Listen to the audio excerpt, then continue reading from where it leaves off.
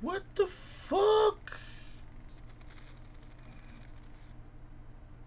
その記憶は固く閉ざされた扉に阻まれていた。 Come on, man. Really? Yo, my boy. Yeah. 私の患者はマウスではありませんので。 So my patient is a mouse. 失礼します。 Yeah. He's a hamster.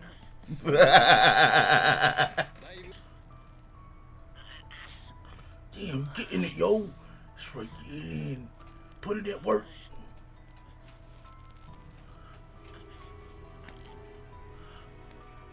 ごめんなさい。僕、聞いてるよ。 Yeah. まだ記憶が完全には戻ってないんだろう。おいおい思い出していけばいい。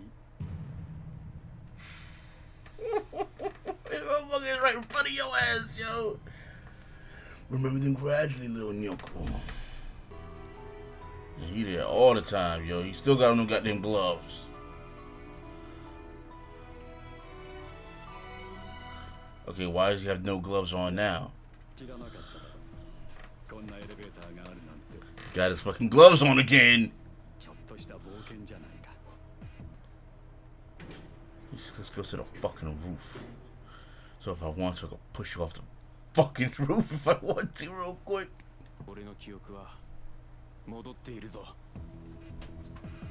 Ooh. Ooh.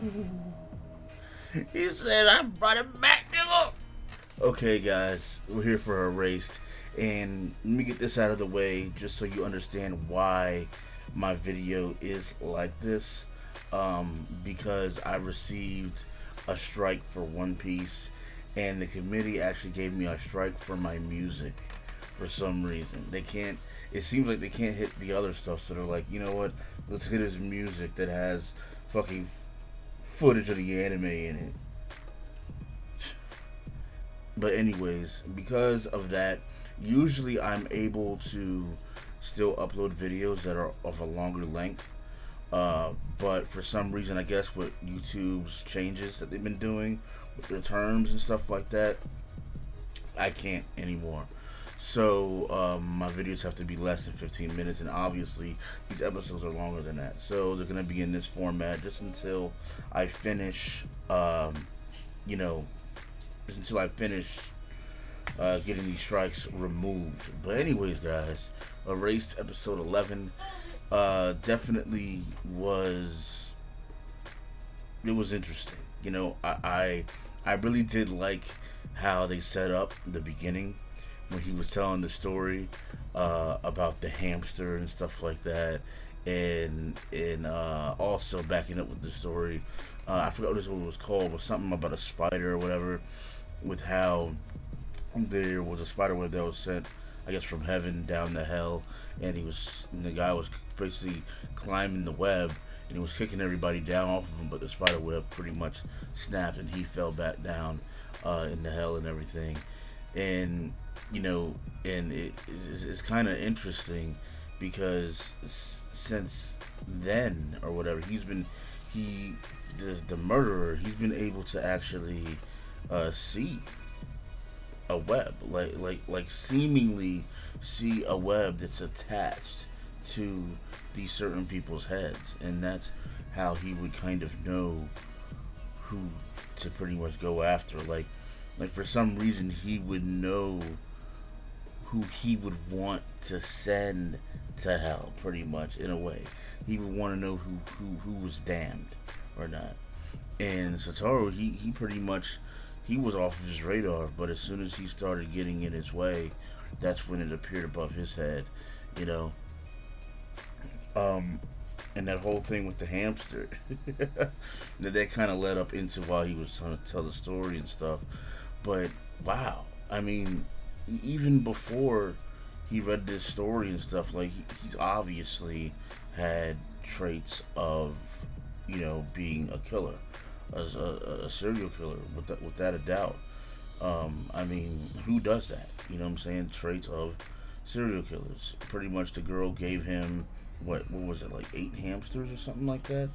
He takes a bottle, empties it out, fills it up with water, puts them all in there and some shit like that, and pretty much watches them all drown. But then one of them stays alive.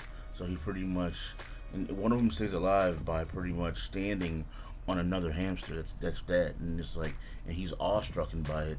So he pretty much takes that hamster and raises it as his own. It's like wow, like the dude's mind ever since he was a kid has been warped. You know, he's always had that mentality. It's not like he grew up and then eventually he became a murderer. Like, no, this dude he's had this issue ever since he's been a kid, you know. But you know, throughout this episode, we're seeing, you know, him come, Sataro, you know, come pretty much out of his coma and stuff, and you know, his mom's been taking care of him for 15 years. You know what I'm saying? Just taking really good care of him, making sure that his body is like really ready for when he actually comes out of his coma. Thanks to her, he was, you know, and he thanks to her, he was at least in a much better shape. You know what I'm saying? Which is amazing, you know. And you know, her friends came to talk to him, but I guess, you know, his mom didn't want them to really bring up the past, so they kind of just chit-chatted and everything. And you know, I mean, he lost 15 years of his life. That's crazy. That is crazy. But then, of course, the murderer shows up, and you know, he's just like he said before, he wants to keep an eye on him. And when you notice, whenever he's trying to do something, he always has those gloves on. You know what I'm saying? He had the gloves on when he was that little scene when he was looking at I don't know what he had in his hand, but the girl that's supposed to be getting the bone marrow transplant or whatever. Not the transplant, but the injection, because I believe her sister is supposed to be giving her bone marrow. But anyways, and then after that, the next scene, he didn't have the gloves on, so obviously he was doing something that he wasn't supposed to be doing. You know what I'm saying?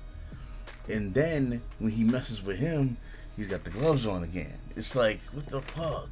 And he took him up to the roof. What's the reason going to the roof? Does he have a feeling that he had his memories back? I don't know. But when he got up there, he told him. I don't know if I would have been as bold to come out right then to tell him, hey, I got my memories back. You know, being in his situation, in a wheelchair, not really having full control over his body just yet. I'm not sure exactly what his plan is right now, but I don't know. I guess we're just gonna have to wait and see. But alright, guys, leave your comments below. Follow me on Twitch, Twitter, and Facebook so you know my videos go live. I'm CenTruL. This is AnimeCenTruL, and I'll holler at you next time. As always, thanks for watching. Deuces. Fuck this boy!